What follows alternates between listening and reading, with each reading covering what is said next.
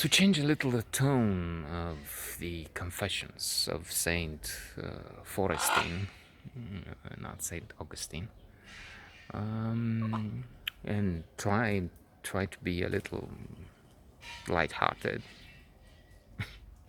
happier. Um, Maybe it wasn't all that bad. All the series of encounters of superficial sex. I mean, if not that, what's the alternative? That's number one. Okay, if not, I was, and I will from now on still try and look at the dark side. I mean, say it was what's the word? Superficial, heartless, inadequate, shallow, worse.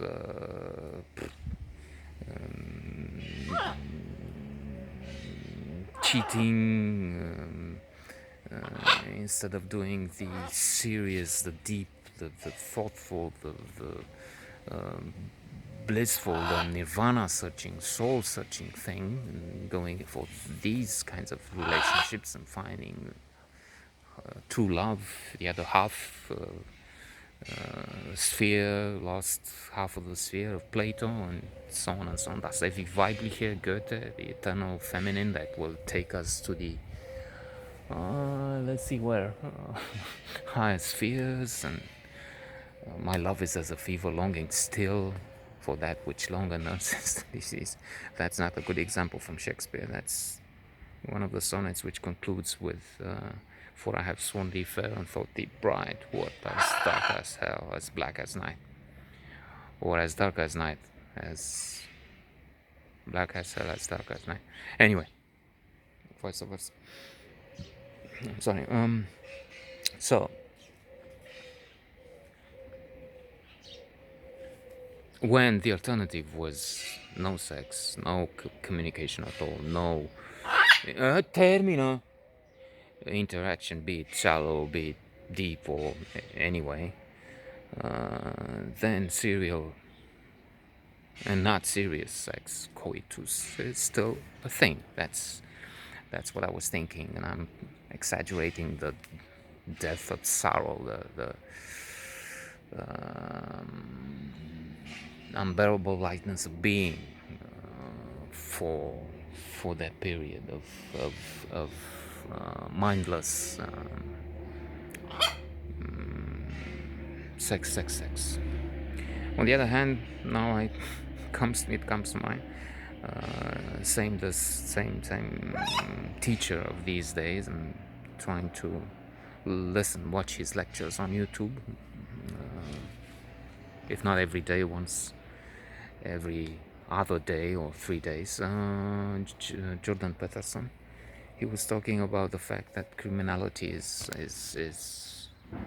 seeing a spike for boys, male. That men are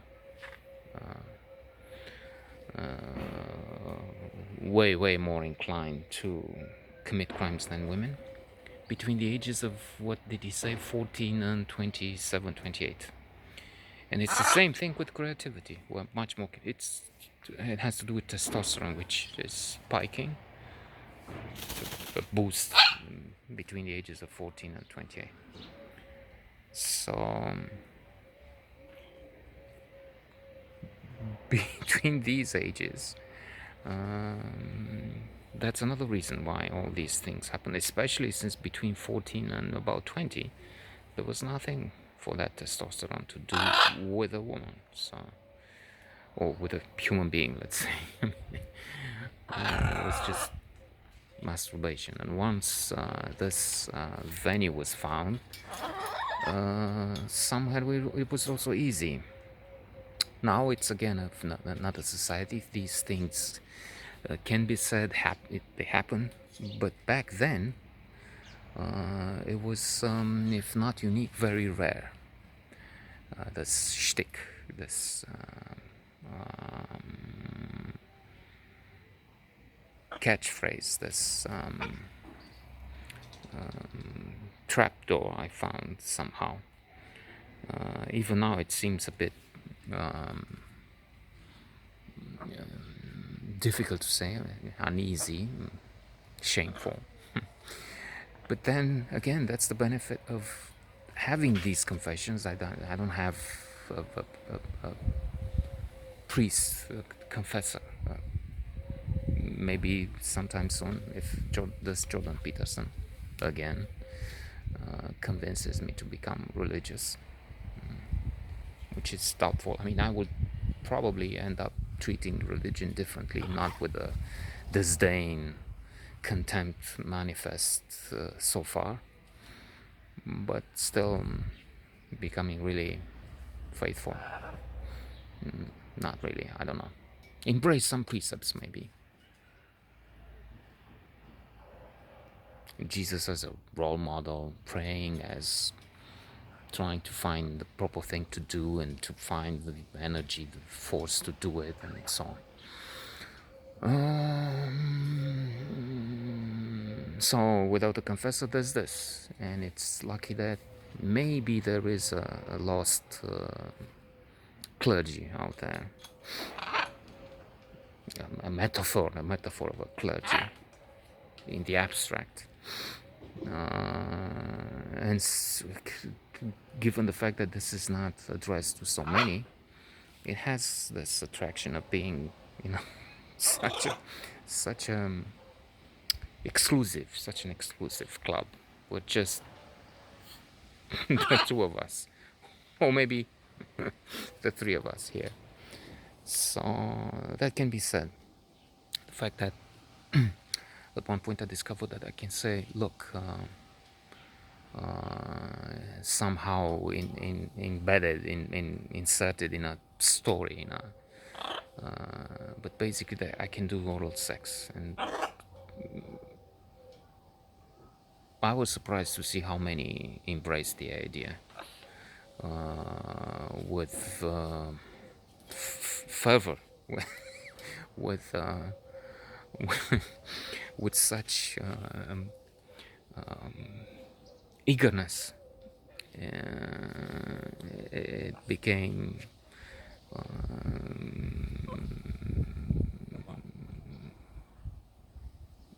so, to my mind at least, so peculiar that it's maybe even worth mentioning, saying, like, for instance, so we would talk. I mean, I mentioned that the idea was that can we talk in the park, in the same world class club, which was back then just the pool of the Bucharest Hotel, where I went. Putem vorbi? Can we talk?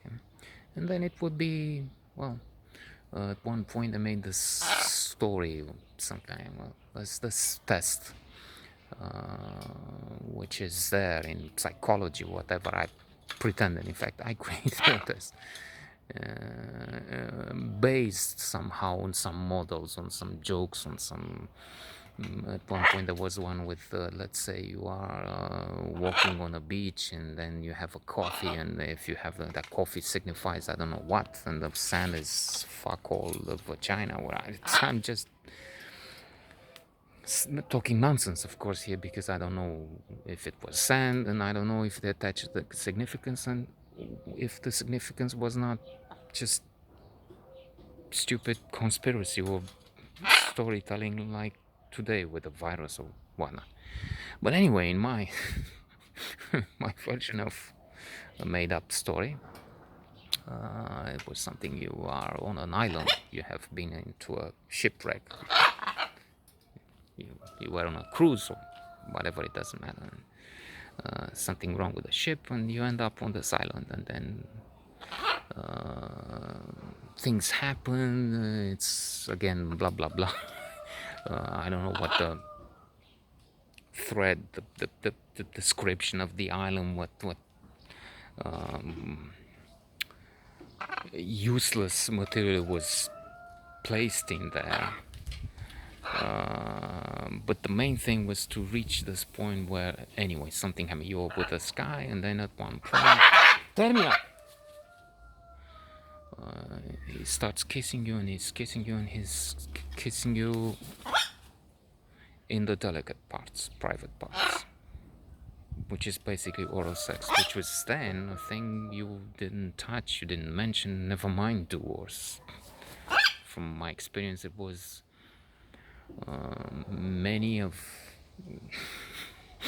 those I would be involved when I was involved with. The impression is they didn't know something like this existed. Again, never mind that it can happen. So the attraction was irresistible. So it wasn't this guy and his presence, looks, anything. But well, except for I mentioned also the idea that he talks so much that at the end, okay, let's stop talking and okay, let's have this, let's do it, because I can't stand this anymore. I can't hear you talking more. It's enough. But then this was more important, I guess. This idea, this proposal. So there's a guy, and he's ready to offer you oral sex. Not said in that manner. In a story, in a test test, which was basically the what's that? Boy, potolište. He wants to destroy my bottle of water there. It's down there. Termina. What was it? The lie detector test. Okay, or something. So basically, this is how you know if you like it. And if you're not willing to accept this homage, this oath, this admiration proof, this idea that he's there at your feet, ready to make you his queen. It was embellished. It was, I don't know, it was also inspiration. It was, how do you say, improvisation on the spot. And also what was said didn't matter so much except for this magic thing. And quite a few, a big number, were interested in it and were keen to have it proved or have it. And it happened. To the point, let me end this today. Well, I was talking, I remember this, it was an AT&T conference organized in Mamaia at the Rex Hotel.